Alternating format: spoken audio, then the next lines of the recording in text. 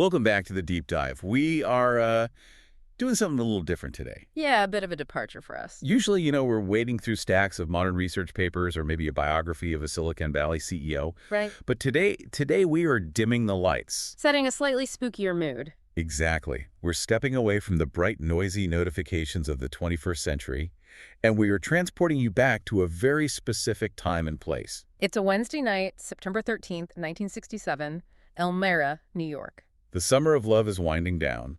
The leaves are just starting to turn in upstate New York, but inside a quiet living room on Water Street, the air is thick. Yeah, heavy with cigarette smoke. Right. Cigarette smoke, the scratch of a pen on paper, and just a palpable sense of anticipation. We are looking at a document that explores the absolute outer limits of the human mind, specifically how our thoughts might actually construct our physical biology. And we are looking at session 364 of the early sessions, book 8 of the Seth Material. I do need to jump in right here with a mandatory declaration for you, the listener. This podcast will be distributed free of charge on all major platforms for educational purposes. We are just here to explore, to learn, and to question the nature of reality. Yes, and we must credit the source.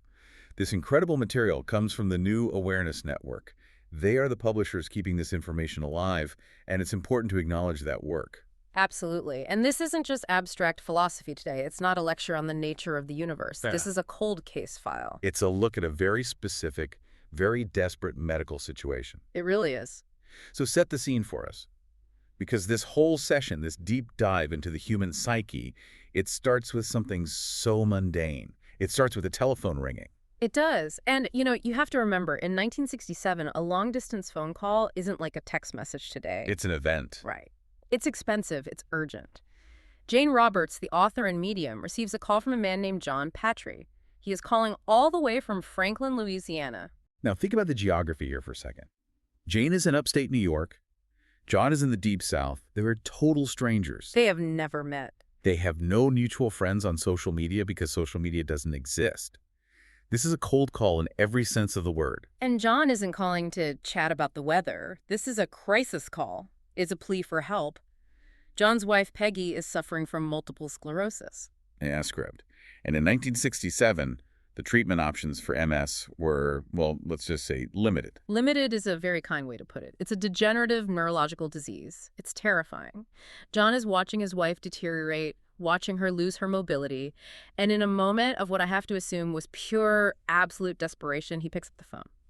He calls a woman who claims to channel a non-physical entity named Seth. That is a high-stakes scenario. I mean, put yourself in Jane's shoes for a second. You're a writer. You're experimenting with these trance states in your living room with your husband, Rob.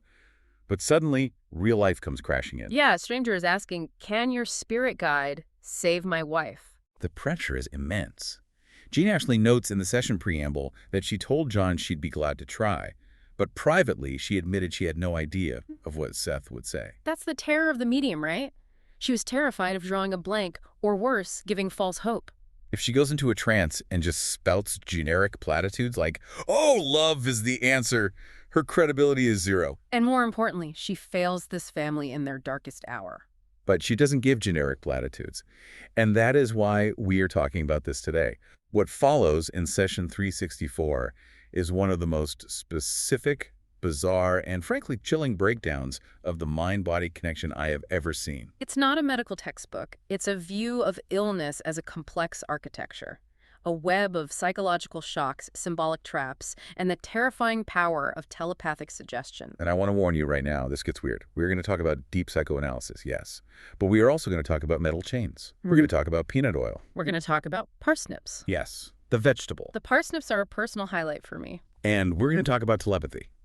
So check your skepticism at the door for the next hour, grab a warm drink, maybe something with peanut oil in it, and let's get into the mind of Seth. Let's dive in. So the session begins. Jane goes into the trance. Her eyes are closed.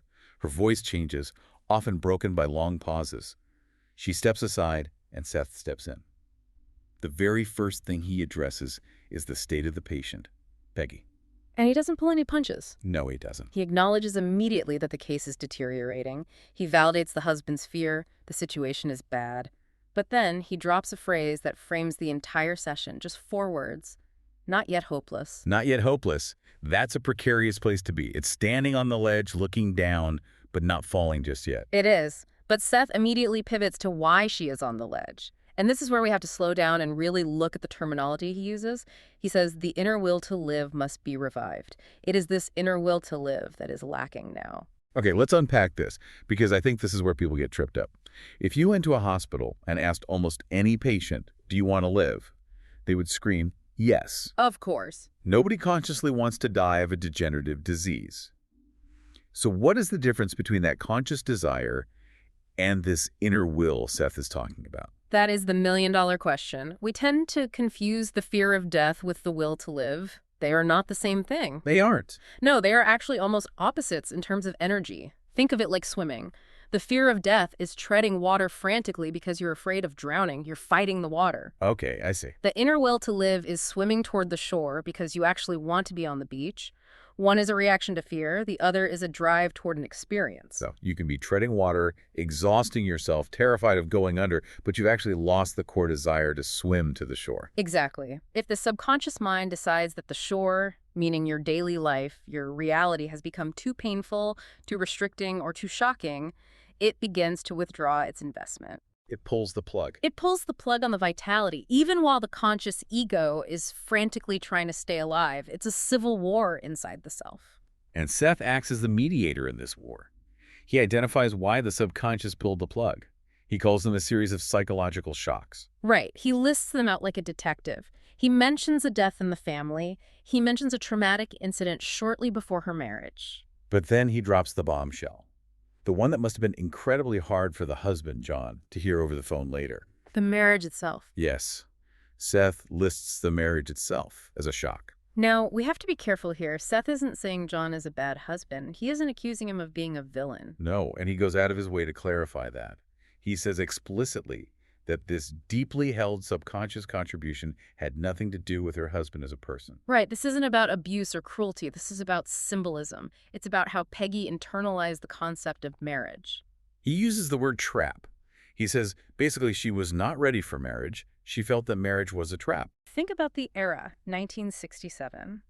The expectations on women were very different than they are today. Oh, totally different. If Peggy felt she wasn't ready, but society or family pressure pushed her into it, that feeling of being trapped goes deep. It becomes the fundamental architecture of her life. And here's where the deep dive gets really interesting for me. We are talking about MX, multiple sclerosis, a disease that affects mobility, a disease that, in severe cases, leaves you bedridden. Physically trapped. Physically trapped. You're seeing the connection. It's impossible to miss once you say it out loud. Seth is drawing a direct line between the psychological feeling and the physical result.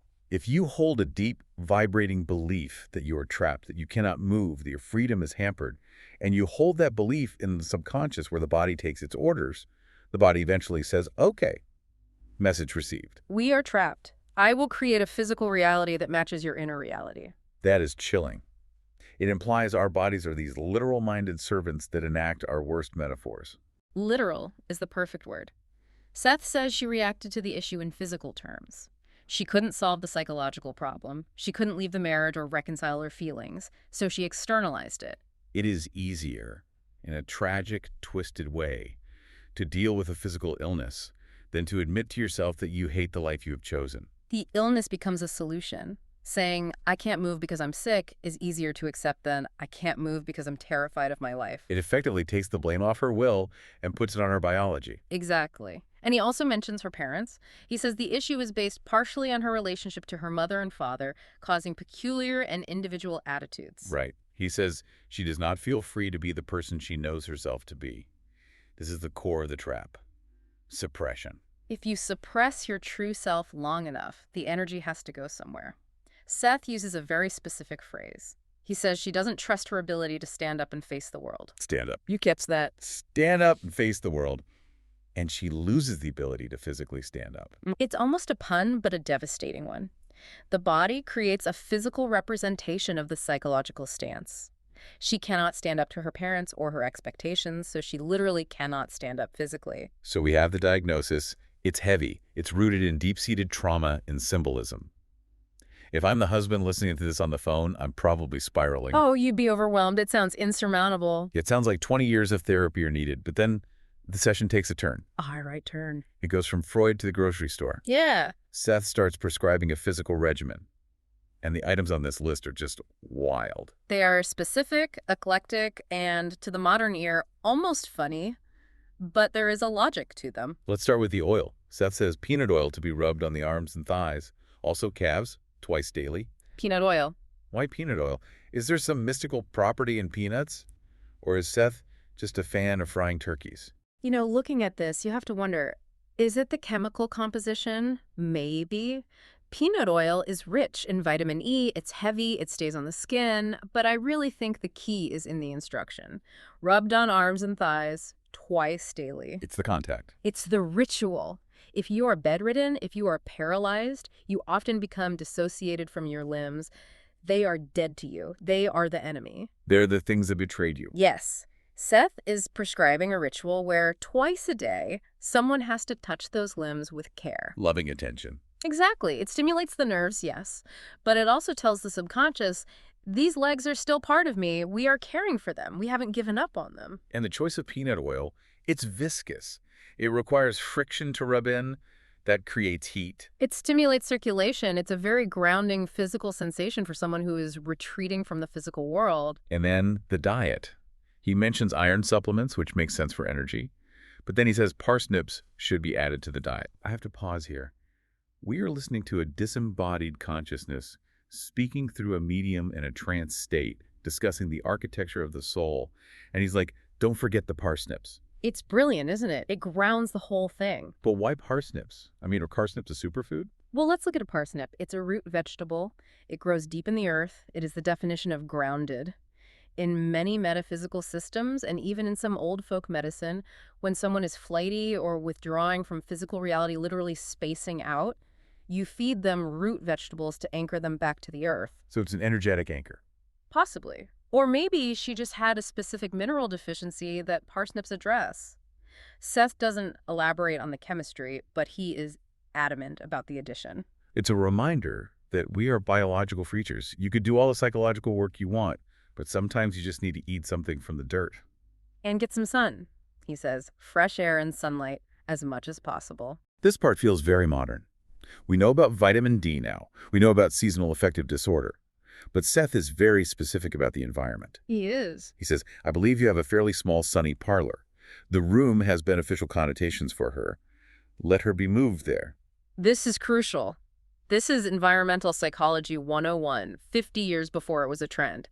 If Peggy has been sick in her bedroom for months, that bedroom is now anchored to sickness. The wallpaper, the smell, the lighting, it all triggers the neural pathways of I am an invalid. The room itself becomes a negative suggestion. It screams, sickness lives here. Exactly. Seth says, move her. Put her in the sunny parlor. A room associated with guests, with tea, with life. He even specifies the bed facing the south. He is trying to break the pattern. He wants her to wake up and see a different view, literally and metaphorically. Speaking of breaking patterns and waking up memories, this brings us to the part of the session that gave me actual goosebumps. The five and dime connection. This is the Sherlock Holmes moment. Seth says, I believe at one time she worked in a five and dime store. A girl who worked with her was a friend, and visits from her would be helpful. Now, remember the context we established at the start. Jane and Rob do not know John or Peggy. They are total strangers. Complete strangers. How could Jane possibly know about a job at a five and dime store in Louisiana from years ago? It's a validation bomb. Yeah. It's Seth flexing his muscles. It serves two purposes. First, it proves to John that Seth is real. If Seth knows about the five and dime, he knows about the illness. It builds the bridge of trust. And secondly, look at the therapy of it. Why a friend from the five and dime?